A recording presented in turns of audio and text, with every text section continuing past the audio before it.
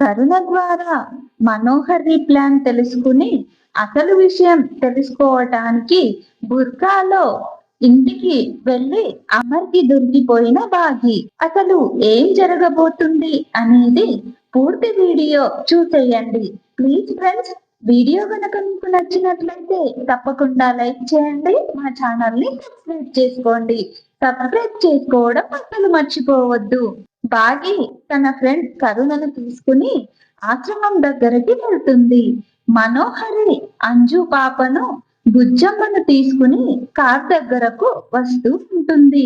కరుణ car ని బాగా చూసి అబ్జర్వ్ చేసి ఇది మనో కార్ లా ఉందే అని అంటుంది. అప్పుడు బాగి ఆశ్రమంలో ఉన్న గేట్ లో నుంచి మనోహరి ఉందేమో, నిజంగానే ఇటు వచ్చిందేమో అని తొంగి చూస్తుంది. మనోహరి కనిపిస్తుంది. మనోహరి అంజు పాపను బుజ్జమ్మను తీసుకురావటం చూసి బాగి షాక్ అవుతుంది. గతంలో బుజ్జమ్మ తనతో అంజు చెప్పిన విషయాలను గుర్తు చేసుకుంటూ కంగారు పడుతూ మనోహరి రావటం గమనించి కరుణను పక్కకు లాక్కుని వెళ్ళి దాక్కుంటుంది. ఇంతలో మనోహరి అంజు పాపను బుజ్జమ్మను తీసుకుని స్కూల్ దగ్గరకు బయలుదేరుతుంది. మనోహరి వెళ్ళగానే బాగి షాక్ అయి కంగారు పడుతూ ఆశ్రమంలోకి వెళ్తుంది. కరుణ కూడా ఆశ్రమంలోకి బాగి వెనకాలే వెళ్తుంది. అప్పుడు బాగి అసలు ఈ మనోహరి ఇక్కడికి ఎందుకు వచ్చింది, తను బుజ్జమ్మను తీసుకుని వెళ్ళటం ఏంటి, అంటే నేను ఇక్కడే ఉన్నానని మనోహరికి తెలిసిపోయిందా అని కంగారు పడుతూ ఉంటుంది. ఇంతలో కరుణ అసలు ఆ మనోహర్ని చూసి ఎందుకు టెన్షన్ పడుతున్నావు, అసలు బుజ్జమ్మ ఎవరు, అసలు నువ్వు ఇంట్లో నుంచి ఎందుకు బయటికి వచ్చావు, ఏం జరిగింది అంటూ బాగి మీద ప్రశ్నల వర్షం కురిపిస్తుంది.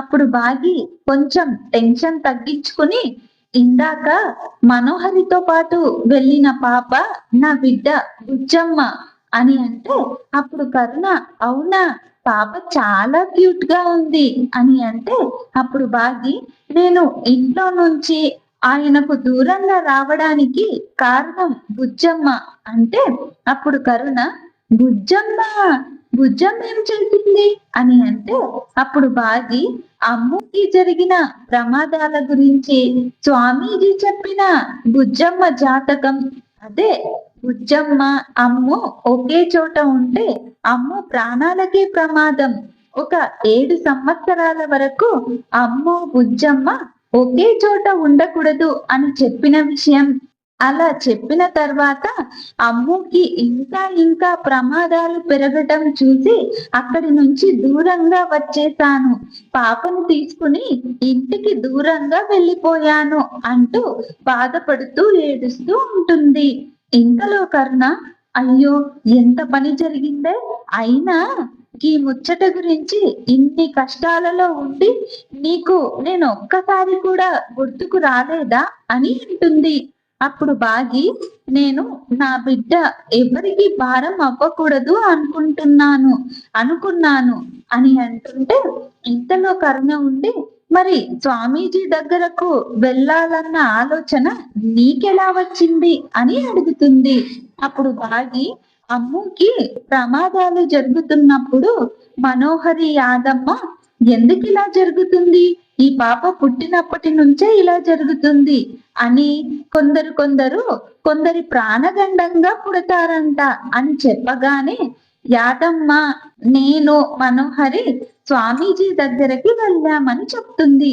అప్పుడు ఆ స్వామీజీ ఇలా 7 సంవత్సరాలు దూరం ఉండాలి అని చెప్పాడు, ఒకవేళ అలాగే ఉంటే అమ్మో ప్రాణాలకి ప్రమాదం, అసలు ప్రాణాలతో ఉంటుందన్న గ్యారెంటీ లేదని చెప్పాడు అని అతను చెప్పిన తర్వాత అమ్ముకి పెద్ద ప్రమాదం జరిగిందని చెప్తుంది. ఇదంతా విన్న కరుణ నాకెందుకో ఇదంతా విన్నాక మనోహరి ఈ ప్లాన్ చేసిందేమో అనిపిస్తుంది అని అంటే అప్పుడు బాగి లేదే అలా ఏం అయ్యుండదు, అమ్ముని ఒక పెద్ద పక్షి వచ్చి చంపబోయింది అని అంటే అప్పుడు కరుణ అయ్యో పిచ్చి బాగి, ఆ మనోహరికి ఒక మాంత్రికుడితో పరిచయం ఉంది కదా. గతంలో అమ్ముని కొండ మీదకు తీసుకువెళ్ళి చంపబోతే నువ్వు వెళ్ళి కాపాడావు, గుర్తుందా? ఇప్పుడు ఎవరైనా మాంత్రికుడితో కూడా ఇలా చేయించి ఉండొచ్చు కదా. నిన్ను అమర్ గారికి దూరం చేయటానికి ఒకసారి బాగా ఆలోచించు అని చెప్తుంది. అప్పుడు బాగీకి కూడా అనుమానం మొదలవుతుంది. ఇప్పుడు ఇది ప్లానా నిజమా అని తెలుసుకోవటం ఎలా అని అంటే, అప్పుడు కరుణ ఇది పక్కా ఆ మనోహరి ప్లానే.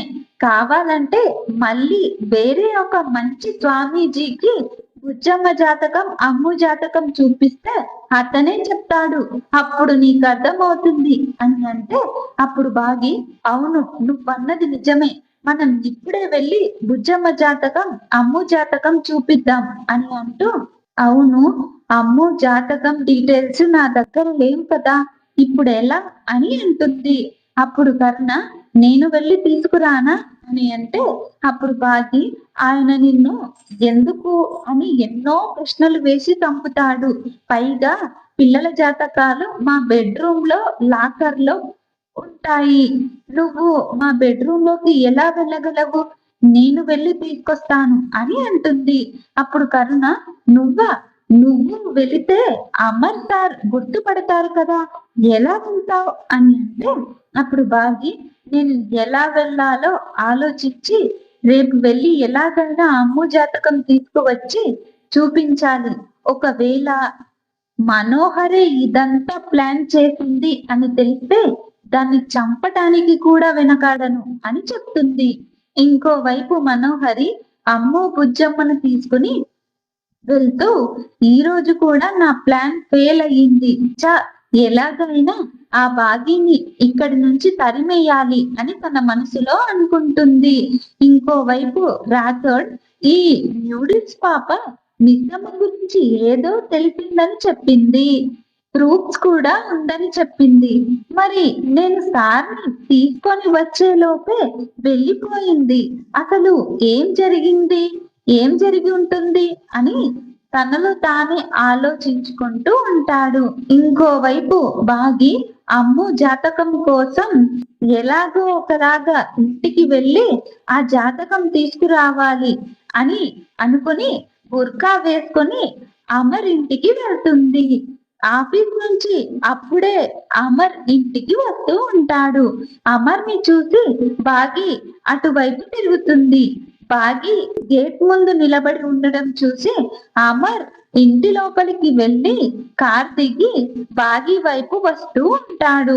అప్పుడు బాగి కరుణతో తీసుకుని వచ్చిన స్కూటీని పట్టుకొని కంగారు పడుతూ అమర్ రావటం చూసి ఆయన ఇటే వస్తున్నాడు, నా వైపే వస్తున్నట్టున్నాడు, కొంపదీసి నా మీద డౌట్ ఏమైనా వచ్చిందా అని కంగారు పడుతూ ఉంటుంది. ఇంతలో అమర్ బాగి వెనకాల నిలబడి ఎక్స్క్యూజ్ మీ అని, ఇటు తిరగండి ఎక్స్క్యూజ్ మీ అని పిలుస్తాడు. కానీ బాగి పలకదు. అప్పుడు హలో ఇటు తిరగండి, నా వైపు తిరగండి అంటూ పిలుస్తాడు. బాగి కంగారు పడుతూ టెన్షన్ తో వణుకుతూ అమర్ వైపు తిరిగి చూస్తూ ఆయన కళ్ళలోకి చూస్తూ ఉంటుంది. ఈయన నుంచి ఎలా తప్పించుకోవడం దేవుడా అని కంగారు పడుతూ చాలా అంటే చాలా టెన్షన్ పడుతూ ఉంటుంది. అసలు మరి బాగి ఇంట్లోకి వెళ్ళి అమ్ము జాతకాన్ని సంపాదించి మనోహరి అసలు గుట్టును బయట పెట్టనుందా, అసలు ఏం జరగబోతుంది అనేది పూర్తి వీడియో టీవీలో కంటే ముందుగా చూడాలనుకుంటే మా ఛానల్ ని వెంటనే సబ్స్క్రైబ్ చేసుకోండి. సబ్స్క్రైబ్ చేసుకోవడం అసలు మర్చిపోవద్దు. ప్లీజ్ ఫ్రెండ్స్ వీడియోని లైక్ చేయండి, ఛానల్ ని సబ్స్క్రైబ్ చేసుకోండి. Thank you friends.